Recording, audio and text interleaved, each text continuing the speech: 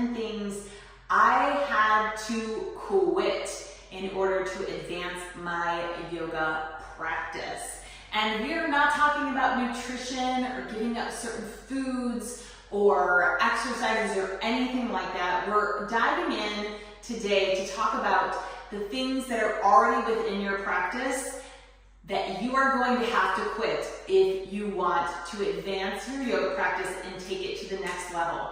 Whether you are 25 and have a beginner level yoga practice or you are 75, this is the way and the things that you will have to quit in order to take that next big leap forward into more advanced asana, more advanced practice. I cannot wait to dive into you with this right now. The first thing I quit is I stopped waiting for some magical advanced yoga teacher to show up in my area to give me the information that I so desperately was seeking at the time so I could further and advance my yoga practice. Instead, I sought out teachers that knew way more than me, that had been teaching yoga for over a decade, that they had taught beginners and advanced yogis, and I think that is really important that you look for a yoga teacher that doesn't only teach advanced yoga, but they have taught beginner yoga, because to teach advanced yoga, you have to know where someone came from and see them all the way through from their beginnings into their advanced work to really understand how you appropriately teach it so that you stay away from injury. I would fly, I would drive, I would go anywhere I needed to in order to work with those people. I would jump online, I would do whatever I needed to because I really wanted that information and I was done settling for what was being offered in my area. It sounds harsh, but this is not. This is just what I had to quit in order for me to move forward. The second thing I quit is I quit practicing at a yoga studio. In fact, I drove my realtor a little crazy as we were looking for our home because I knew that I needed a yoga space that would facilitate an at-home practice. And this was long before COVID hit and everyone started clearing out their guest room to make a yoga space for them. So I have had this space since 2016 for my own practice. And this is when my yoga practice really took off. Because as a yoga teacher, when you practice at a yoga studio, you're still working. And so you're always trying to hit this perfection for your students. And it feels like it's a little more difficult for you to have, those low yoga moments, those yoga fumbles that you need to have. You need to make the mistakes in order to grow within your practice.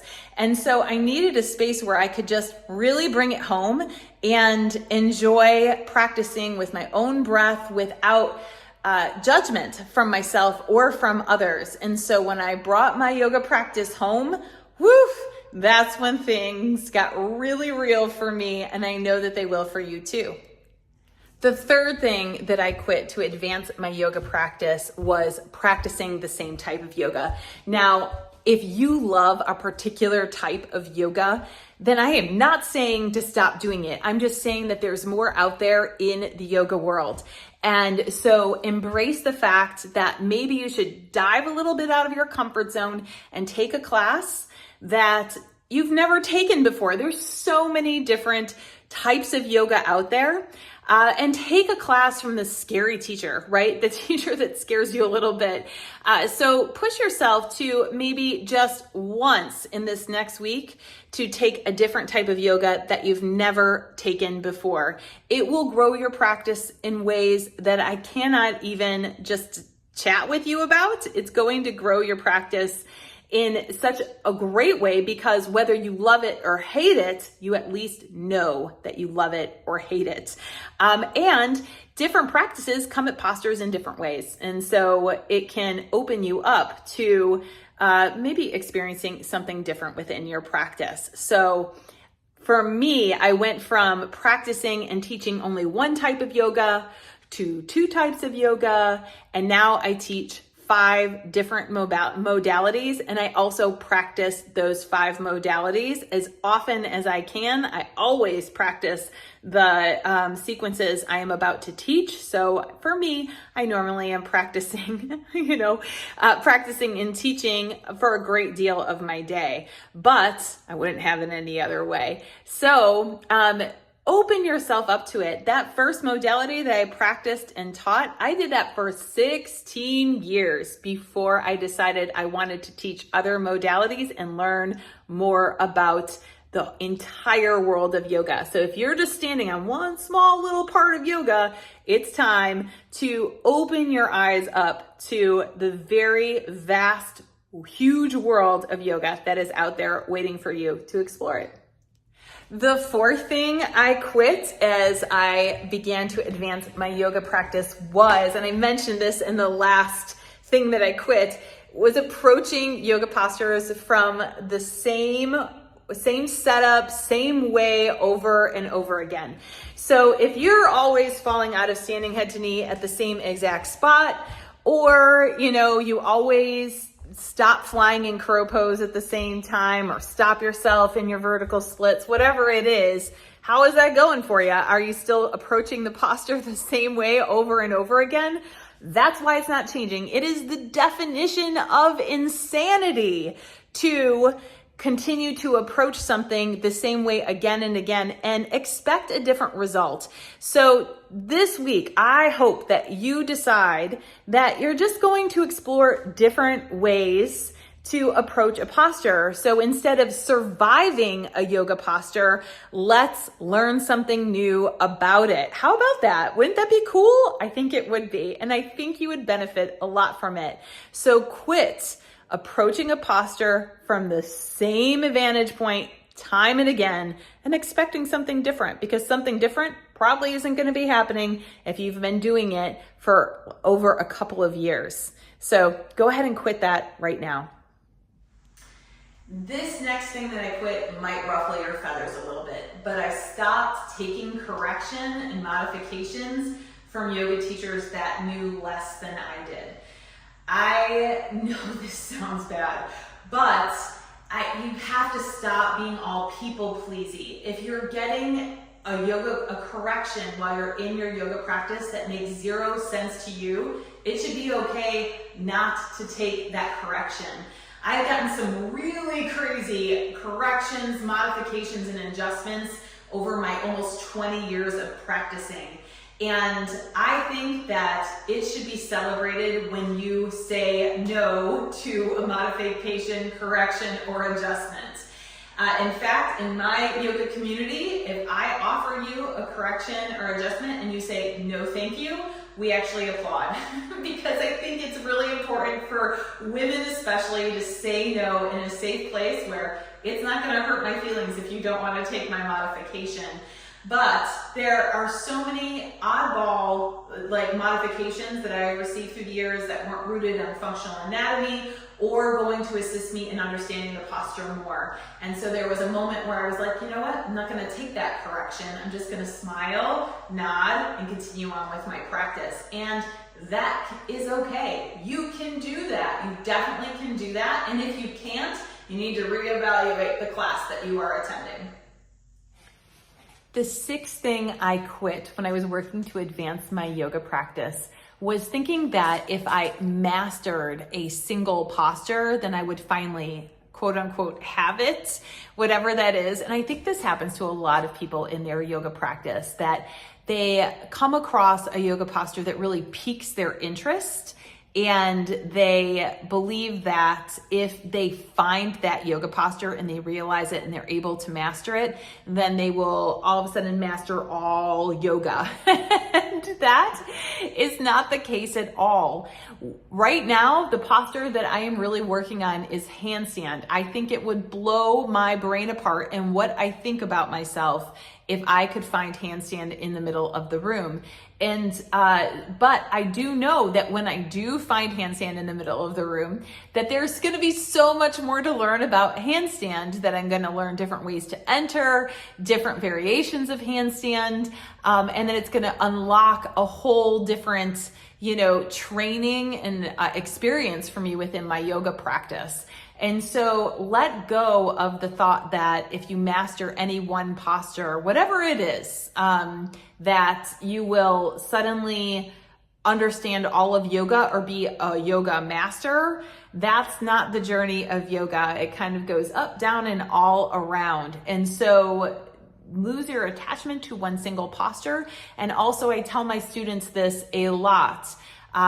You are still a great person. You're practicing yoga. So if you never find that yoga posture, it's going to be okay. Should you practice it and go for the goal of that posture? Absolutely. But just by showing up and doing your best, you are absolutely good enough already for the practice and for what the practice will offer you.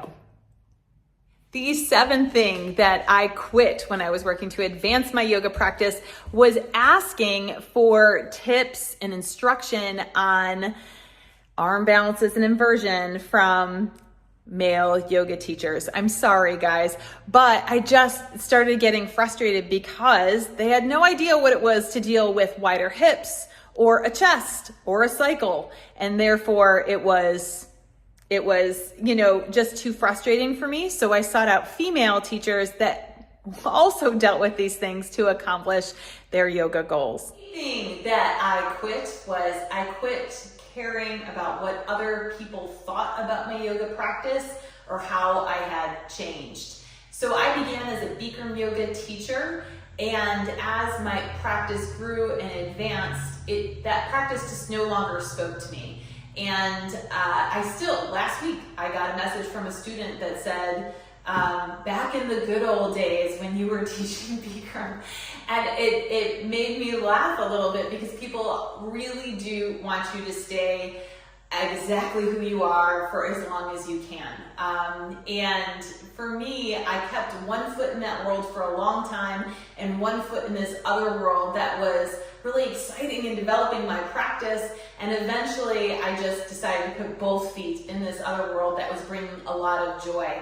And so I had to let go of a lot of people that really were upset that I left teaching that particular type of yoga. But I couldn't be happier in my life than I am right now. So let go of what other people think or how they're going to perceive how you've changed and developed and grown within your yoga practice. Number 9, and I mentioned this a little bit before, but we're going to dive a little bit deeper into it, and that is I stepped out of just one tiny bit of the yoga world and broadened my horizons and started to look at the entire picture.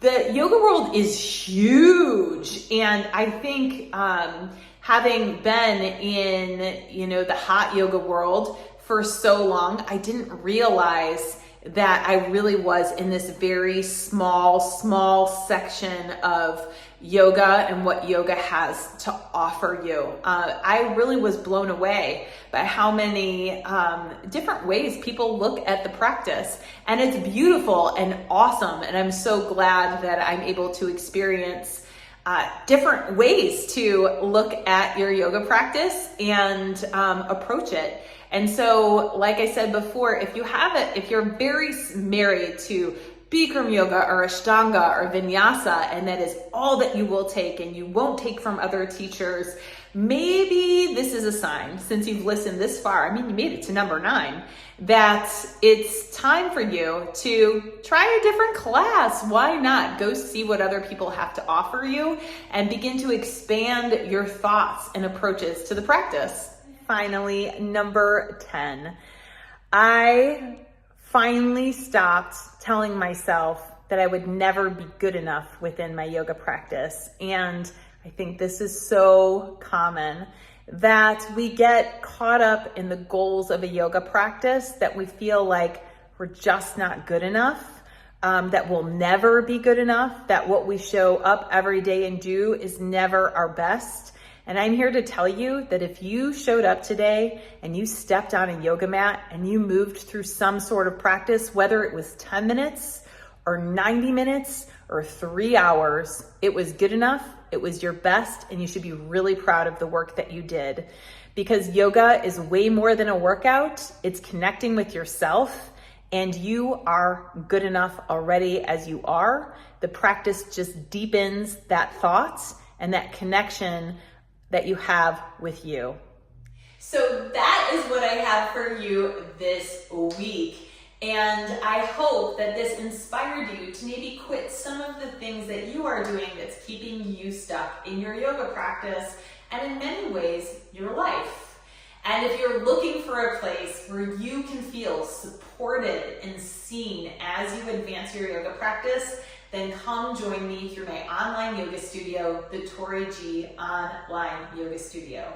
In this space, I work to empower 40 plus women, so women in their 40s, 50s, 60s, and yes, even their 70s, to advance their yoga practice from where it is today in a manner that is safe, encouraging, and just a really nice, friendly place to be on the internet. In this space, you will not be alone in your yoga practice. I am not just your yoga teacher, I am also your yoga coach, because I have been there before and I know how hard it is to take that leap forward in your yoga practice and look for something new. So if you're interested, you can join with a trial membership. It's $49 for 1 month, and that includes a private session with me so we can get to know each other and set goals for your practice, and I can help you with any of the concerns you have as you move forward. It really is such a fun, awesome, supportive community of women, and you will be inspired on the daily by what's happening in these classes. So come join us. If that's not a fit for you, I hope that through our conversation today, you're ready to let go of the things that you need to quit that are holding you back in your yoga practice and probably your life too. Until next week, this is Tori G, and I look forward to connecting with you again later. Have a good one.